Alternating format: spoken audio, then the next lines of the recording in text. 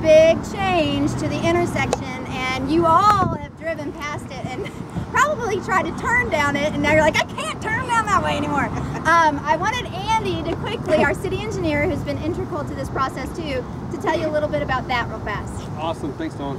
Yeah, we've been wanting to do something with this intersection for a while. If you drive Spring Street all the time, you probably don't notice it very much, but if you drive 7th Street very much, you probably noticed that this has been a fairly dangerous intersection.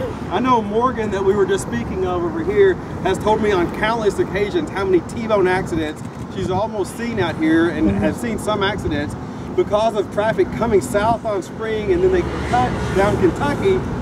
People here on 7th Street weren't necessarily seeing that. It was just causing a problem. So it's something we've been wanting to do for a while, and actually this island was included in the original concept plan for the revision to the parking lot here.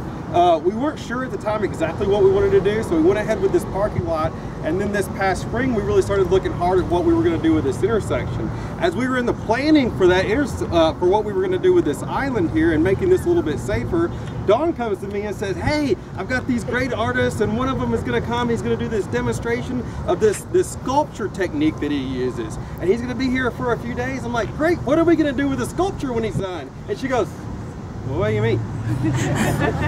I'm like, well, what are you going to do with what he makes? She's like, well, it's just a demonstration. I mean, there's not really going to be a finished product. I said, well, but what if there was? Like, what could we come up with? I think I've got a place for it. So Dawn started I think Dawn called Brian, and we had a little conversation back and forth a few times, and we found some funding. Brian found some time in his schedule, and we made it happen. So what we were trying to do is really cut off the people that are trying to slip down Kentucky coming down Spring.